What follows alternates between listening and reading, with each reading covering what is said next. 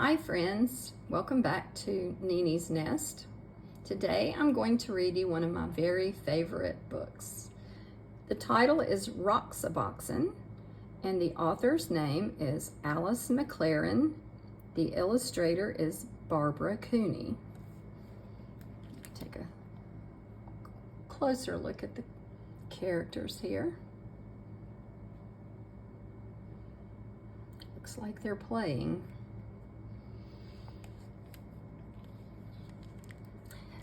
Before I open the book, let me dedicate this reading to my three friends in Arizona, three boys named Vince, Abby, and Caleb.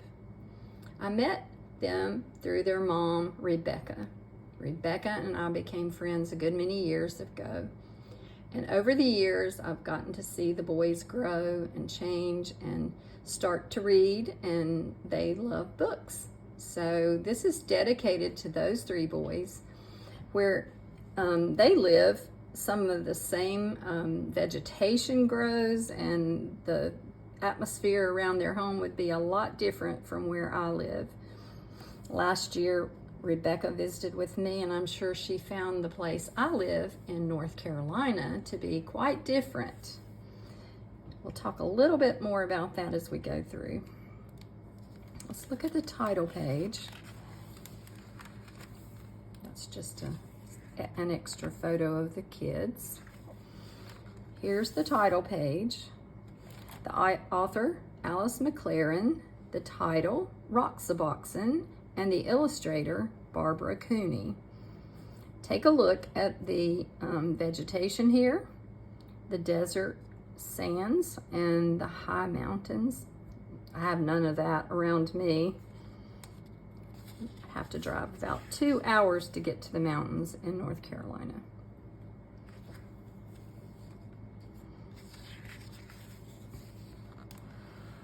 Now we're going to get to see the place called Roxaboxen and start our story. Marion called it Roxaboxen. She always knew the name of everything. There across the road, it looked like any rocky hill, nothing but sand and rocks, some old wooden boxes, cactus and greasewood and thorny ocotillo, but it was a special place. I see something that reminds me of my childhood when I played pretend.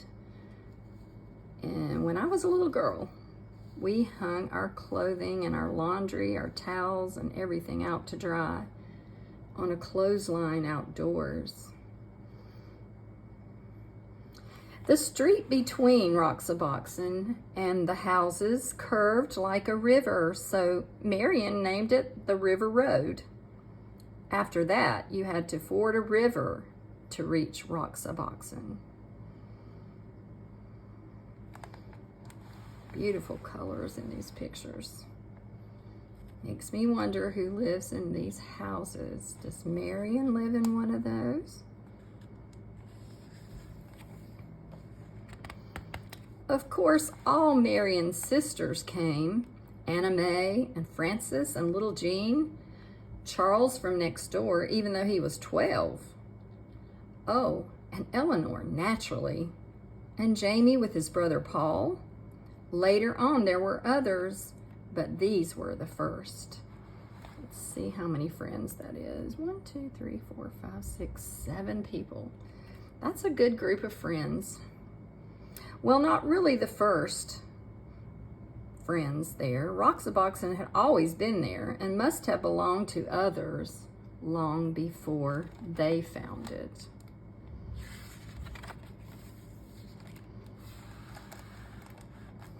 When Marion dug up a tin box filled with round black pebbles, everyone knew what it was. It was buried treasure. Those pebbles were the money of Roxaboxen. You could still find others like them if you looked hard enough. So some days became treasure hunting days, with everybody trying to find that special kind. And then on other days, you might just find one without even looking. That looks like fun, searching for treasure.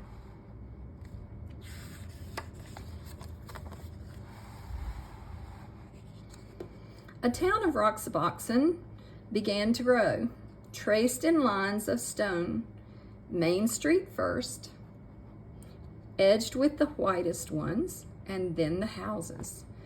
Charles, the oldest, made his of the biggest stones. After all, he was the oldest. At first, the houses were very plain, but soon they all began to add more rooms. The old wooden boxes could be shelves, tables, or anything you wanted. You could find pieces of pottery for dishes. Round pieces were best. Take a look, be observant, and see if you can find Charles with the largest stones. And see what each person has made. Let me see if I can make it go closer. Might be too much. Can you see anyone doing something special inside their area, their home?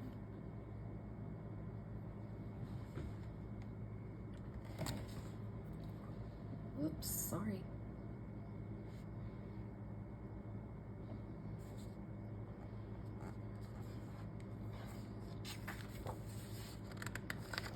Later on, there was a town hall.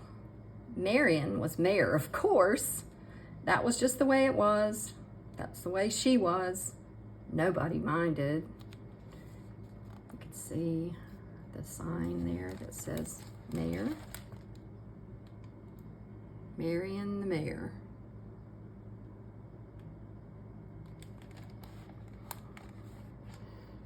It looks like a town meeting. Some are standing, some are sitting, but they're all looking at Marion the mayor. And you can see the American flag.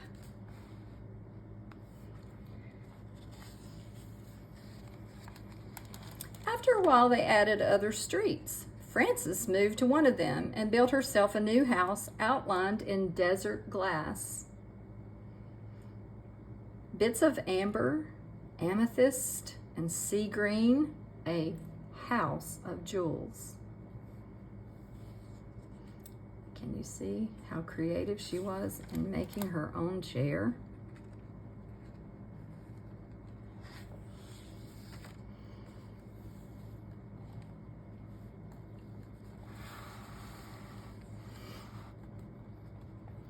And because everybody had plenty of money, there were plenty of shops.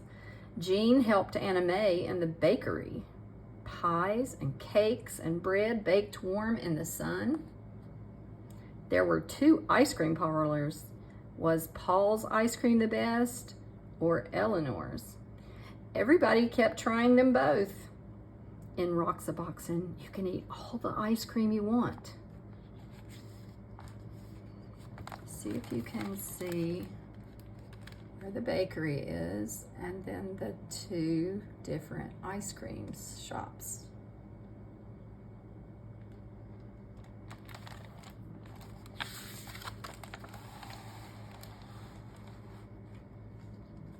Everybody had a car.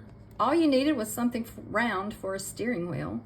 Of course, if you broke the speed limit, you had to go to jail. The jail had cactus on the floor to make it uncomfortable, and Jamie was the policeman. See if you can see Jamie and where the jail is. I'm going to pull it up closer.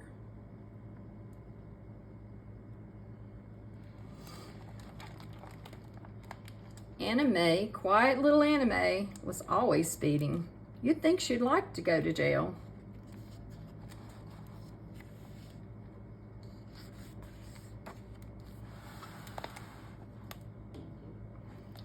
But if you had a horse, you could go as fast as the wind.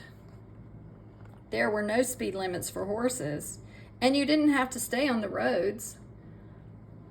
All you needed for a horse was a stick and some kind of a bridle, and you could gallop anywhere. So much fun.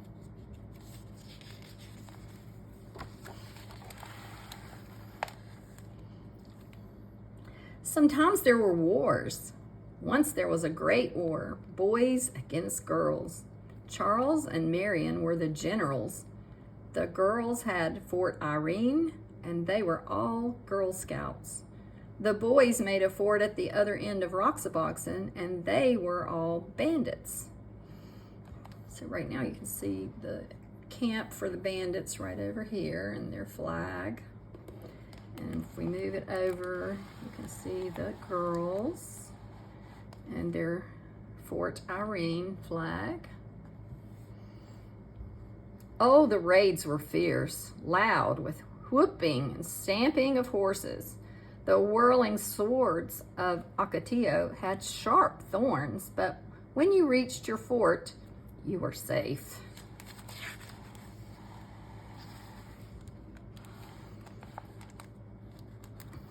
Roxaboxen had a cemetery in case anyone died, but the only grave in it was for a dead lizard. Each year when the cactus bloomed, they decorated the grave with flowers. Let's take a look at that.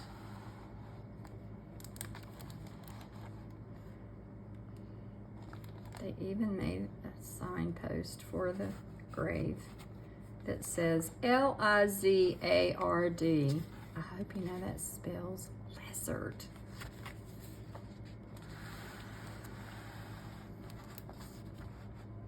Sometimes in the winter, when everybody was at school and the weather was bad, no one went to Roxaboxen at all. Not for weeks and weeks. But it didn't matter. Roxaboxen was always waiting. Roxaboxen was always there. And spring came, and the Ocotillo blossomed, and everybody sucked the honey from its flowers, and everybody built new rooms, and everybody decided to have jeweled windows. That summer, there were 3 new houses.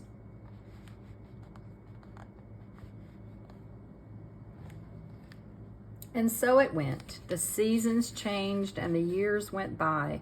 Roxaboxen was always there. The years went by and the seasons changed until at last the friends had all grown tall, and one by one they moved away to other houses, to other towns. So you might think that was the end of Roxaboxen, but oh no, because none of them ever forgot Roxaboxen. No one, not one of them ever forgot. Years later, Marion's children listened to stories of that place and fell asleep, dreaming dreams of Roxaboxen. Gray-haired Charles, older now, picked up a black pebble on the beach and stood holding it in his hand, remembering Roxaboxen, remembering the buried treasure.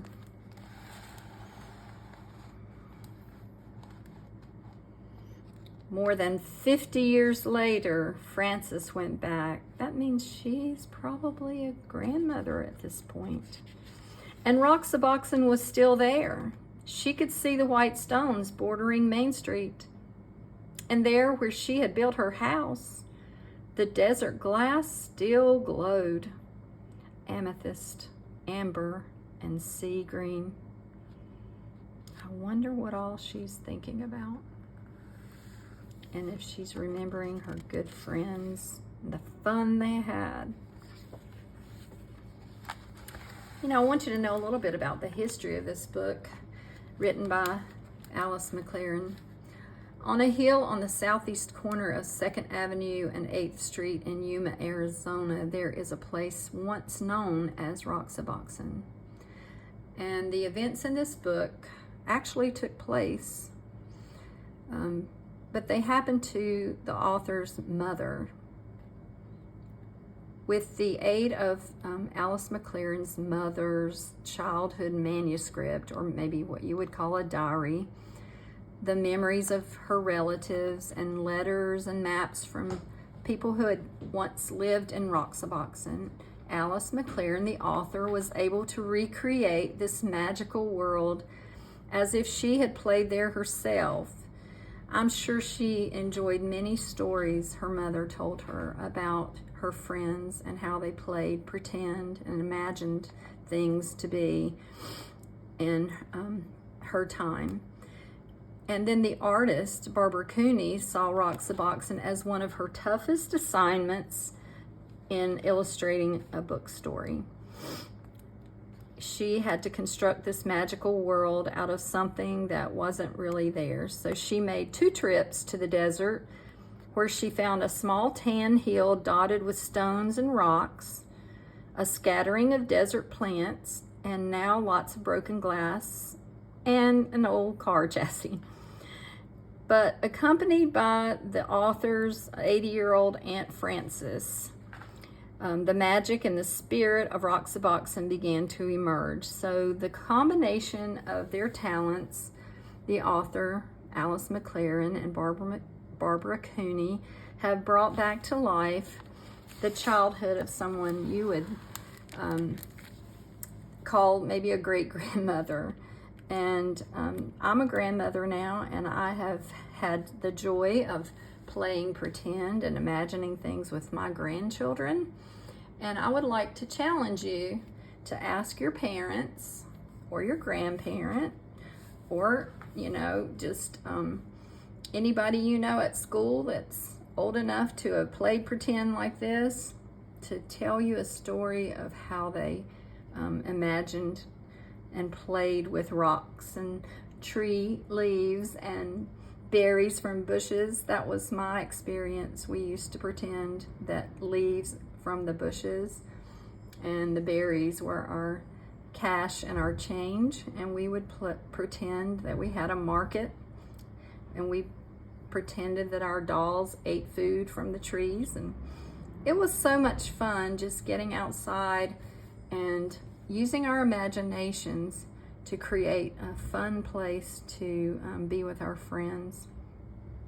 Maybe you can try that sometime before it gets too cold and you have to stay inside so much. Thanks for listening. And Abby, Vince, and Caleb, I miss seeing you.